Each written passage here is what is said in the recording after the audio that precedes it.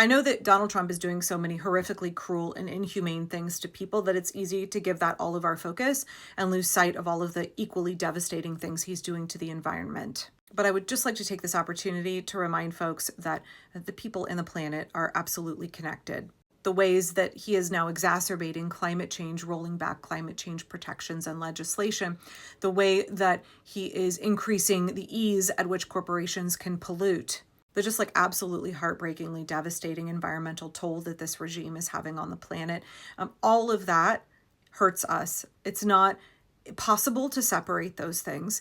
When you hurt the environment, when you hurt the planet, you hurt the people who live there. And not only that, you hurt the people who have yet to be born, right? It is a crime not against just nature, but also against her people and also against future generations. It is a crime continually enacted day after day for years and years and years. And I would like to highlight a piece that came out in the New Republic today because I think it really perfectly illustrates the way that what we do to the planet, we do to ourselves. When we devastate the planet, we are inevitably inflicting suffering upon ourselves. And by ourselves, I mean exponentially more so people who are already vulnerable, people who are already in poverty, people who already have experienced systemic oppression. So the title of this piece is "The Republican Plot to Let People Die of Heat Stroke." When I saw this headline this morning, I was like, oh, this is a subject that I know well. I'm a big proponent of shade equity. If you live in Portland, I highly recommend that you join 350 PDX. Shade equity is a term that was coined to describe the way that wealthier neighborhoods have much more of a maintained urban tree canopy. They don't get their trees cut down in East Portland to make way for more concrete and more asphalt, more rapid development that makes out-of-state developers very wealthy. And why is that so important? Not just because trees are beautiful and people who live in cities should enjoy nature as well, but also because trees are crucial for cooling cities. Try going and standing out at a bus stop under a big, mature shade tree. And then try standing at a bus stop that's in the blazing sun in late summer. Urban trees, urban straight trees especially, can cool neighborhoods by several degrees. And when we're looking at a climate change reality, we're looking at cities getting hotter and hotter. We're looking at people dying more often in the summer in cities. It is those socioeconomically depressed parts of the city, typically historically redlined neighborhoods, less wealthy, less white neighborhoods, that have had so much of their tree canopy stripped away so they can be as much as 8-10 degrees hotter than wealthier parts of the city. That means that while any of us who live in a city are being cooked by climate change, folks who live in wealthier neighborhoods are far more protected and they suffer much less. While people who are much more likely to be on the margins and much more likely to be struggling in the first place and much less able to absorb the impact of climate change, have the compounding factor of more heat, more sunshine, less shade cover, more concrete, more asphalt, and temperatures as much as 10 degrees hotter. That converts into a substantial loss of life, especially amongst the elderly. And we have programs here in Portland to help connect needy folks with air conditioners in the summer because it's really become an issue. When we first moved to Portland more than 20 years ago, like most of my friends didn't have air conditioners. You didn't need them. There were maybe a couple of days out of the year when it was really hot, and if people could, they would drive an hour, hour and a half to the beach and escape. But now the summers are bakingly hot. We run our air conditioner or we hide out in the basement a lot. It's hotter, it's drier, our air quality is worse. We have longer fire seasons, and more people die in the summer in not just Portland, but cities all across America.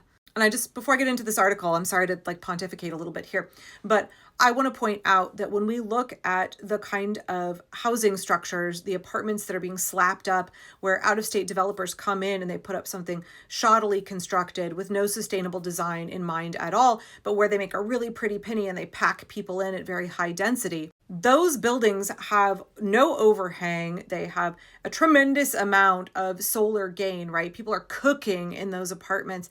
They often have windows that will open like this much. So you're on the 3rd or 4th floor and you can't even open your windows.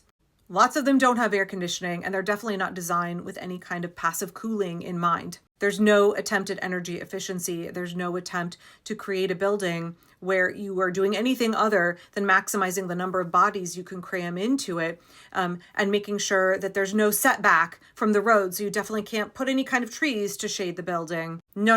You got to build to the edges of the property because then you can squeeze in a few more units so the developer can make more money and then the corporate landlord can make more money while people are smashed in like sardines and they're cooking in these apartments.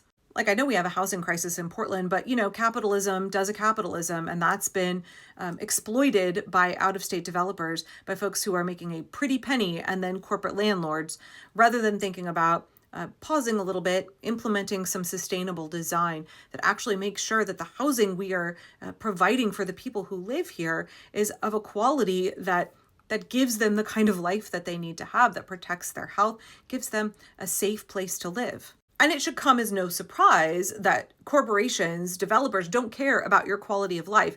They care about maximizing profit as they're slapping up that building. Likewise, Republicans don't care about you either. They only care about those corporations that are already making you suffer. It's all about how Republicans, Donald Trump, big business, billionaires, how they can squeeze all of us so that they can consolidate their wealth and power up at the top. How much more blood can they get out of this turnip? So when I read this article, I was like, this is no surprise. This is par for the course with Republicans who only care about corporate interest and, of course, are going to align their objectives with corporate interest and how that is going to cost people's lives. So a study released on Wednesday by the World Meteorological Organization found an 80% likelihood that at least one of the next 5 years will break new heat records, surpassing 2024 to become the hottest year ever on record. The National Weather Service has predicted that this summer will be among the hottest ever in the U.S. The Trump administration, meanwhile, is taking a chainsaw to programs that keep people alive when temperatures soar. One of the things that the Republicans are cutting is the Low-Income Heating and Energy Assistance Program, known as LIHEAP, created by Congress in 1981 as a means to help people afford the costs of heating and cooling their homes. It currently helps 6.2 million of the poorest urban Americans pay their bills. In early April, the Trump regime fired the program's entire staff of fewer than 30 people whose jobs were housed within the RFK Department of Health and Human Services. Keep in mind, Congress had already allocated $4.1 billion for this program. So there's money allocated by Congress, but they have fired all of the staff, so there's no way to distribute any of the remainder, and then they have cut the entire budget for next year. This is a tiny program for the federal government, but it made a significant difference in the lives of 6 million plus people. And it makes the difference between life and death for people who depend on it to keep their homes from turning into literal ovens in the summer. It's important to note that more than 50% of people who use this program are elderly. This kind of blew my mind. 17% of U.S. residents spend at least 1/10 of their entire annual income on energy. 1 in 4 Americans report keeping their homes at unsafe temperatures in order to save money. That's a figure straight from the federal government's energy hardship report from last year. In Maricopa County in Arizona last year, 138 people died indoors from heat-related causes. This is at a time when we are seeing soaring electric bills, forcing people in lower income households to choose whether they can run their air conditioning or whether they can buy food or afford childcare. And as we're looking at potentially millions of people losing access to Medicaid and having to pay for all of their medical expenses out of pocket, losing SNAP benefits, and now having to think about, do I buy food to put on the table, or do I run the air conditioning? Do I risk dying of heat stroke, or do I risk starvation? This is in the United States of America, the wealthiest country on earth. This blows my mind. This is unbelievably needless suffering. Nobody in the United States should be making the decision, am I going to slowly starve to death, or am I going to potentially die of heat stroke in the summer, while I have no ability to afford or access medical care of any kind? This is the wealthiest country on earth. The GOP has for years tried to paint climate change as a wasteful extravagance of coastal liberals who want to virtue signal to their neighbors by putting solar panels on their roofs and buying electric vehicles. But as temperatures continue to rise, all policy is climate policy.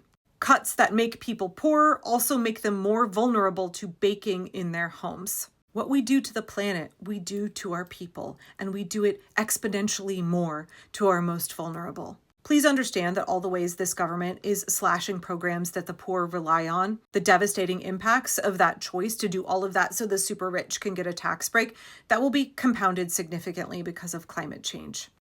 People will die. A lot of people are going to die. Not just dying from being denied medical care, but literally baking in their apartments in the wealthiest nation on earth.